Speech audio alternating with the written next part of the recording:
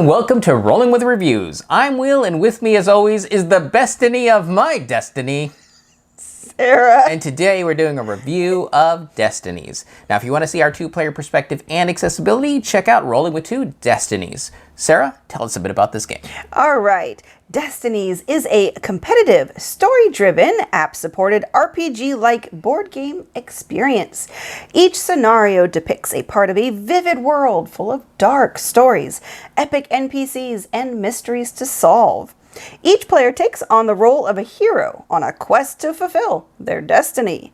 Each destiny is the final goal of the character and has at least two completely different paths to victory, composed of branching series of quests.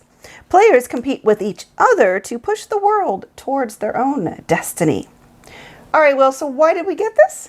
So we were talking with our friends in Ohio, and they were raving about this game. Yeah. And we're like, but it has an app. I don't really want to have a board game that's technology-based. Yeah, if I bring out a device, it's a video game. Right. I'll just play a video game. And they're like, no, it's a great experience. So they're like, fine, we'll put it on the math tray. And sure enough, we actually got it. The base game. The base game. Mm-hmm. And we're like, dang it. We're going to have to buy all of it. Yeah, and once we played it, then we're like, well, there's a game found project for the deluxe storage box that you see here, and we got all the expansions, so we have a lot to play. And this deluxe storage box does reduce the amount of space it all takes up. Yeah, this is a good box. Yes. All right.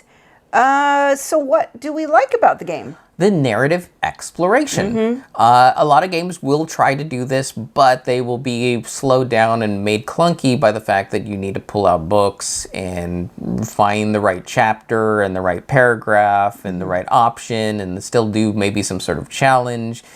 And by the time all that's done, you're completely taken out of the narrative. Right. Because this is handled by the app, it makes it so that you just type in what you did and it tells you what it is, and you're always in the story. Right. And the type of exploration it is very different from other games. It is truly one of those games that you just need to go do something. You're truly exploring because you're not given like everything on a silver platter of this is everything you need to accomplish in the game. It's like you are given like two goals, but you're not exactly sure where to find them, how to go about them. All the details are things that you truly need to uncover. And so you start moving around the board and it's like, well, I don't know where I need to go, but I'll move over here and I'll talk to the blacksmith because the blacksmith is here and that sounds like an interesting thing. So it's true like exploration, and I haven't seen that in other board games. Yeah. The other thing that also trips people up is because the way they built each character, they will have destinies that kind of overlap. Like, for example, let's say you need to help certain number of people. And as you're playing the game, you're seeing the other person help the person that you could have helped. And you're like, dang it. Yeah. And a lot of games teach you that, well, those are finite resources. So you're like, well, game's over for me. They already solved my part of the problem. But no, that's never the case. In Destinies, they make sure that you can always move forward. You just have to explore more. Right. Or you can switch to the other path. If you see that someone is talking to all the people or collected all the things, you could just try your other path and see that maybe then you don't have competition there. Yes. The other thing is it's very simple rules. There's a lot of these narrative exploration games that are just have very convoluted rules. Like there's exceptions to this and you can do this but not that, and it just gets very complicated. Yeah, so basically what they tell you is on your turn you can choose to move. You can move up to 2 spaces, but if you go to a face down map tile you have to stop and explore. It tells you what's on the spot that you land on. Now you choose what do you want to interact with. All right, so you choose that. Then it'll either tell you a story or let you use an item or something, or it'll say you can do this and it's going to take, say, your wisdom, because you have 3 stats. You have your like wisdom stat, your dexterity stat, and your strength stat. Yeah. So wisdom. I have a marker on the 4, the 6, and the 10. I roll my 2 big dice, always, and they're going to be numbered 1 through 4. And I can choose any effort dice that I might have accumulated to add with it. All right, roll all those, see what I rolled. I rolled an 8. Well, I have 2 markers to the left of 8, nothing on 8. So that's 2 markers, so 2 successes. Type 2 successes in, the app tells you what it is. Yep. That's how the game plays. Right, and the really interesting thing that is really sometimes hard to grasp if you've played a lot of RPGs or just other narrative board games is, yes, you can fail, but it's not the end of the game. Right. It's not you're not eliminated, it's not the end of the world. You can still go and do things. You may not be able to try that particular check again, but you might be able to. Right. In fact, some are kind of built for lots of failure. Yes. So you're like, oh, I did this thing. Well, improve that stat now. Yeah. All right, now I can move a marker over 1. So now it's more likely I can get more successes by rolling the same number. Right. So it's got a very interesting leveling up system of improving your character, and you can get items and stuff too. So there's equipment and things which have specific ways that they can, modify your rolls. Like maybe one is specifically for a strength, like I think the sword, I can't remember exactly, but like certain ones will add to a specific check, or some are just add successes to the next check that you do. Yeah, I think a sword, you can get rid of it and it's treat any strength check as if you rolled a 10. Right. And you're like, oh, okay, that's 4 successes. So yeah, I think this is going to be hard enough. Right. Oh, and that's the other thing. The rules outline the different difficulty levels in the game, which I think it only goes up to 6. Yeah, epic thing can only be up to 6. 6 successes. Yes. So you know that nothing in the game will ever need more than 6. And that's if you're doing something. Those usually apply to your destiny goal. Once you get to the end, and I'm not going to spoil it for you, but once you get to the end, you have to go through a series of challenges. And usually they are going to need more successes than not. But even if you fail, it's not the end of the world again. It usually just ends your turn, so that it takes you longer to achieve your end of game goal. So someone else might be able to catch up. Yeah, the app is really smart in the fact that it never tells you what the target you were trying to go for is. It just tells you what happened when you enter in however much you rolled. Right. So you kind of know, but you don't know because it doesn't ever tell you exactly. Yes. So that's a lot of what we like about the game. So what we don't like is, so far, we've only played the base game. The base game story is kind of basic, kind of trite. Yeah, so they typically structured each scenario with 3 factions in mind. The pagan side, the Christian side, and the secular man and their own wits. Now this is just for the base game. Yes. We've been told that the expansions are much better stories and different perspectives. Yeah, but those are things that can actually really rub you wrong, especially if it's not your version of paganism, not your version of Christianity, or not how you would view man and their own ingenuity.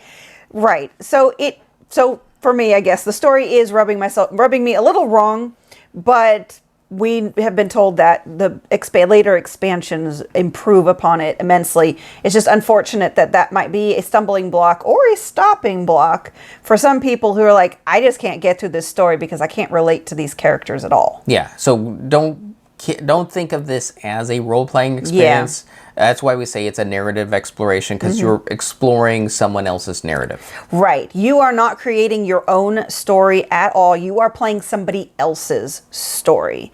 And that actually brings up another point, because we're used to more campaign-style games. This is not a campaign. What you do in one scenario will not affect another scenario at all.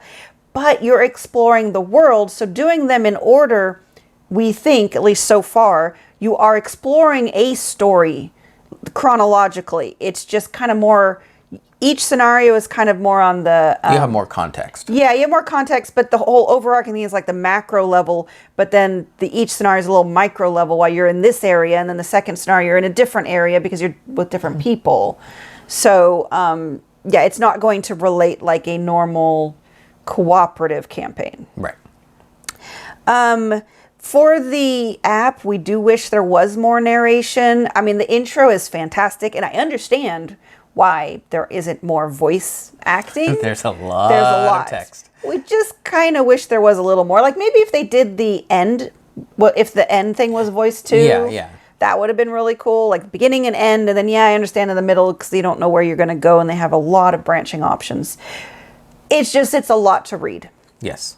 And you are supposed to read it all out loud because it is a competitive game, and so you will learn something on other people's turns. So you do need to pay attention to what they're doing because they might uncover something you need, which Will thankfully kindly did for me several times. Yes. All right, the minis are tiny. We talk about this in our Rolling with Two. It is a small accessibility issue in that I tended to pick up the wrong mini and move it. Like I was the blacksmith for a while. When we first played the game, she's like, "Okay, here's the mini. I think, I guess, it is for now." And I'm like, "Oh, okay." And fortunately, when we got the box to sort everything out, it did come with numbered stickers and a guide to show which miniature gets which. And then the app now refers to numbered miniatures, so we're more certain that we got the right one. Right. So if you do get the base game and you're frustrated by not being able to find the right miniature because they're not numbered there, get the big box if you think you're going to be probably investing in most of it, because it definitely helps in the long run of just making setup and putting things away so much easier. Yeah, but even with the numbered stickers, Sarah's still grabbing the blacksmith. Evidently. It has muscly thews. I guess. All right, I think that covers everything we don't like. So who is this for? Anyone who doesn't mind using an app to play a board game. I think this game is relatively accessible. In fact, I think it might be easier for some people who have not played role-playing games before or exploration games because they won't come in with preconceived notions. Yes. Because that was the hardest part, is throwing out, like right at the door, throw out all your everything you've learned before, because this is completely different. And so some people new to this would actually have an easier time. Yeah, there was multiple times I saw Sarah's like, well, it's over. What are you talking about? And she's like, well, you kept getting the things I need. And I'm like, so keep exploring. And sure enough, she kept winning.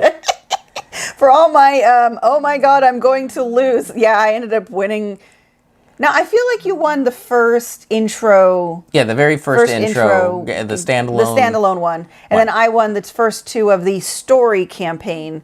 Yeah, I did win the first two of those. Yes. So, yes, it just But that's where I heard more of your, like, yeah, I lost. Yeah, I had a lot of preconceived notions that because he was finding the things that I wanted to go for, I felt like I couldn't do anything. But like he said, I just needed to keep going at it. Yeah. And it turned out that I won. Yep. All right, then. Let's go over our ratings. So for our ratings, we each have 1d6 worth of ratings to give. 1 is low, 6 is high. We give a number, a reason why, add them together, and see what it rolled for us. Sarah, what did Destinies roll for you? Destinies rolled a 5. I really enjoy this system.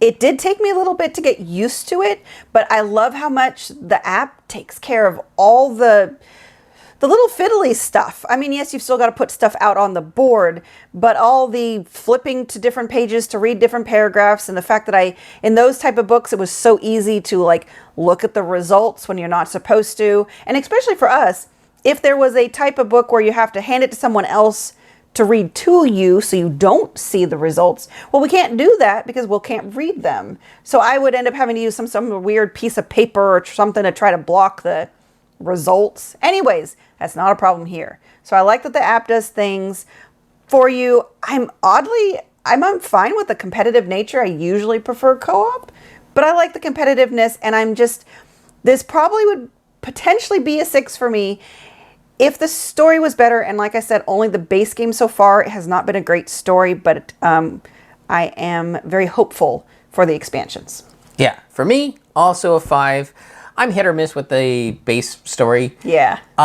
It's something I understand, and it's actually decent to get you familiar with the whole world and how it works, because despite how bland we find some of the aspects, it is at least familiar. Yeah, it is.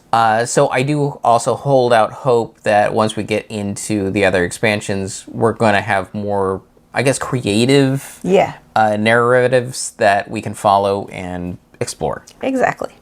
So 10 out of 12, fantastic rating. A little pricey though. Yeah, especially if you're jumping in right now. It's hard not to recommend the storage box because the stickering and the numbered trays just make it so much easier to play.